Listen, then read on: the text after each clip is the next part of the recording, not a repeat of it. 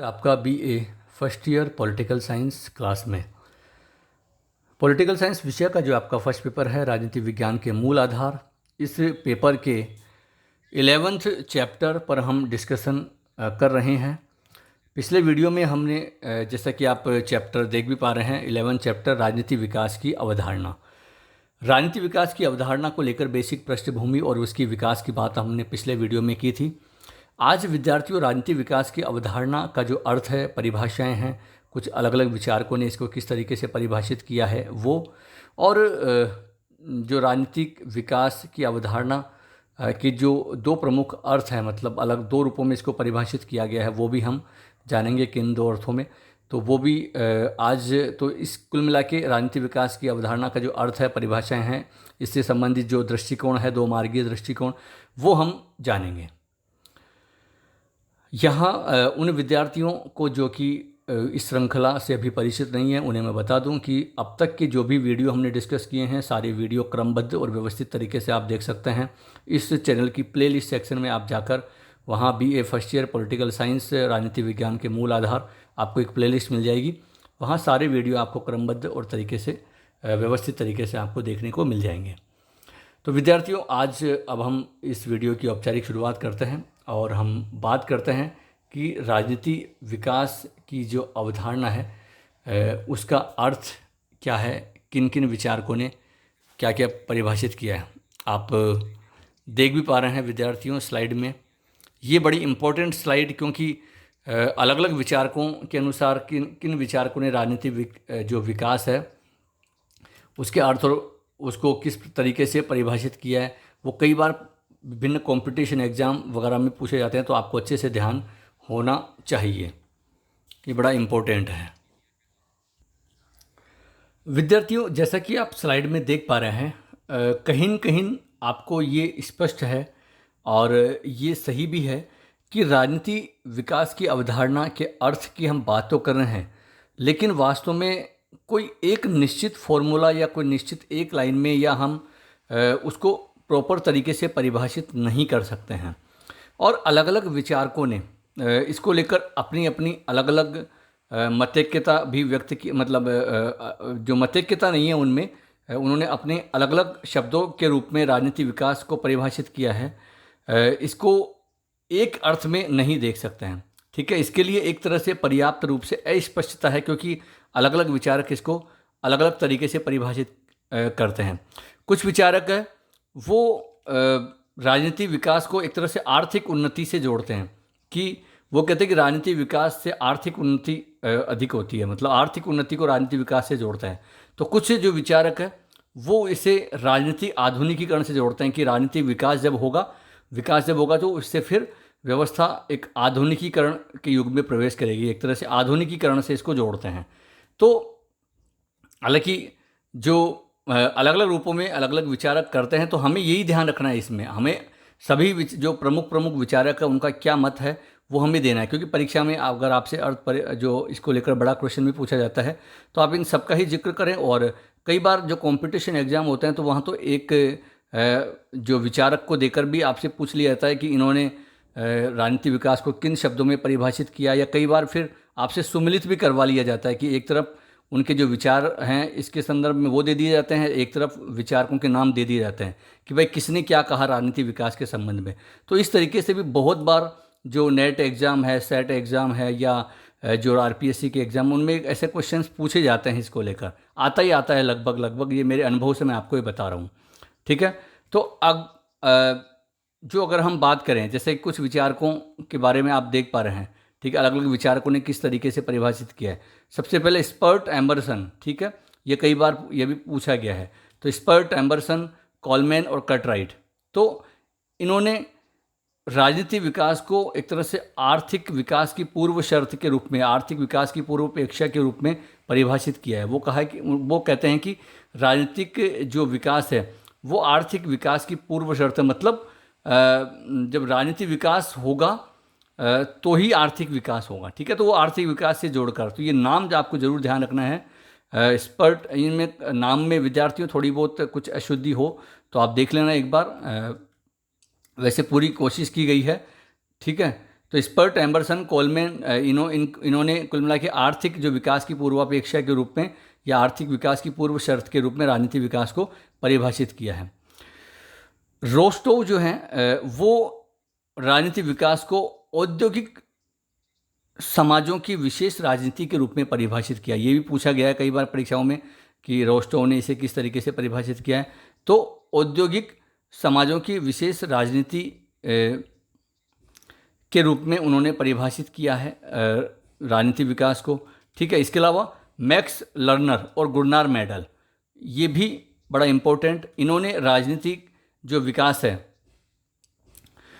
उनको वो राजनीति आधुनिकीकरण का पर्याय बताया है। मतलब ये पूछा जा सकता है भाई किन विचारकों ने राजनीति आधुनिकीकरण को राजनीति विकास को राजनीति आधुनिकीकरण का पर्याय बताया या जोड़ के देखा है या उसी रूप में परिभाषित किया। तो गुरनार मेंडल और मैक्स लर्नर, तो इन्होंने एक तरह से राजनीति आधुनिकीकरण और राजनीति विकास दोनों को एक ही मान लिया है। ठीक है, पर्यायवाची के रूप में। विंडर जो है वो राजनीति विकास को राष्ट्रीय राज्य का प्रचालक संघ मानते हैं। ठीक है, तो वो राष्ट्रीय राज्य के संचालन उसके प्रचालक के लिए इम्पोर्टेंट मानते हैं राजनीति विकास को। रिक्स जो फेडरिक्स जिनका पूरा नाम है, उन्होंने राजनीति विकास को प्रशासकीय या कानूनी आधार पर के रूप में परिभाषित किया है।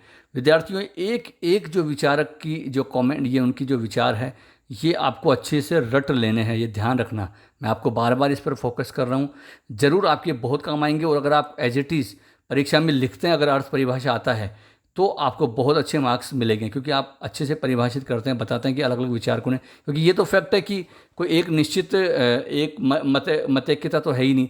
तो अलग अलग विचारक किन किन रूपों में इसे राजनीतिक विकास को परिभाषित करते हैं तो आप ज़रूर बताएंगे। तो प्रशासकीय और कानूनी रूप में जो राजनीतिक विकास की व्याख्या है वो फेडरिक्स ने की है।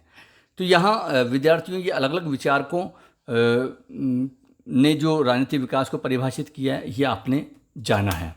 अब राजनीतिक विकास के अर्थ की अगर हम और डिटेल से देखें तो इसके जो अर्थ को लेकर दो प्रमुख दृष्टिकोण हैं। आइए देखते हैं वो कौन से हैं।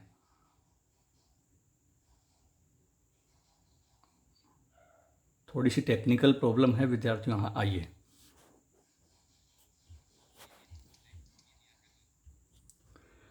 विद्यार्थियों, जो राजनीति विकास के अर्थ को लेकर दो दृष्टिकोण आप स्लाइड में देख पा रहे हैं। दो प्रमुख दृष्टिकोण है, राजनीति विकास का एक मार्गीय दृष्टिकोण और राजनीति विकास का दूसरा बहुमार्गीय दृष्टिकोण।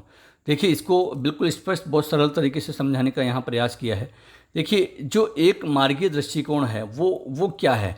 वो उनका मानना यह है कि जो राजनीति विकास है, मतलब प्रत्येक देश है पर कोई भी राजनीति व्यवस्था हो तो जो उनके लिए एक ही मार्ग है, मतलब जो सभी राष्ट्र है वो विकास एक ही जो मार्ग है, एक ही जो एक तरह से सड़क है, एक ही जो रास्ता है उस पर चल रहे हैं, लेकिन वो अलग अलग अवस्थाओं में चल रहे हैं। मतलब वो भिन्न भिन्न अवस्थाओं में, मार्ग एक है लेकिन विकास की अवस्थाएं भिन्न भिन्न हो सकती है। एक मार्गीय दृष्टिकोण का ये मानना है कि जो प्रत्येक देश है वो विकास के लिए एक मार्ग पर चल रहे हैं, लेकिन वो उनकी जो अवस्थाएं हैं वो ज़रूर अलग अलग भिन्न भिन्न हैं, लेकिन वो जो भी जो देश हैं वो राजनीति विकास करना चाहता है तो उनका मार्ग एक ही है। हाँ, उनके सामने कुछ उदाहरण है, जैसे वो चीन वाले जो मॉडल पर जाना चाहते हैं या सोवियत संघ वाले मॉडल पे, या जो पश्चिमी राज्य है अमेरिका, ब्रिटेन, फ्रांस जैसे राज्य हैं उनके मॉडल पे, तो वो ये तीन मॉडल उनके सामने हैं। एक मार्गीय दृष्टिकोण का मानना है, बाकी मार्ग एक हैं और जो उनकी अवस्थाएं हैं वो अलग अलग है। तो एक मार्गीय दृष्टिकोण ये है।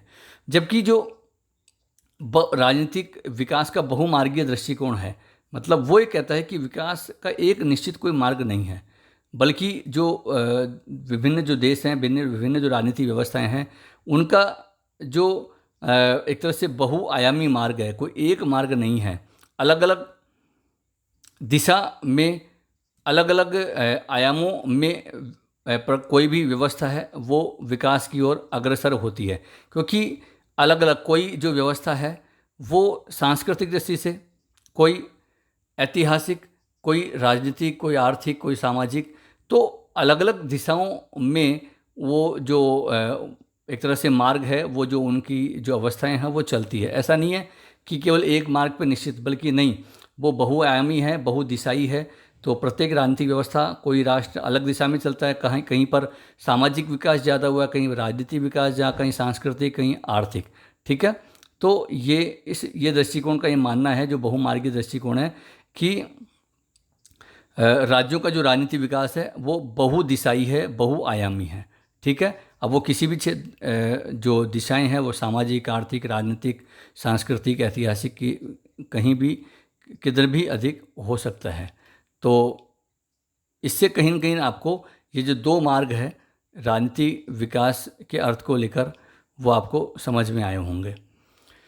तो विद्यार्थियों, यहाँ हो सकता है आपको थोड़ा सा बोरिंग या थोड़ा सा अटपटाई लग रहे हो, लेकिन आप थोड़ा जब इसको बुक में पढ़ेंगे, यहाँ समझेंगे, सरल तरीके से मैंने समझाने का प्रयास किया है, तो ज़रूर आपके समझ में आएंगे, और है बहुत बड़े इम्पोर्टेंट। आप अगर इन क्वेश्चंस को अटेंड करते हैं तो एक आपको वेटेज भी मिलता है, और एक अच्छा प्रभाव आप एग्जामिनर पर छोड़ते हैं अगर इन क्वेश्चंस को अच्छे से अटेंड करते हैं।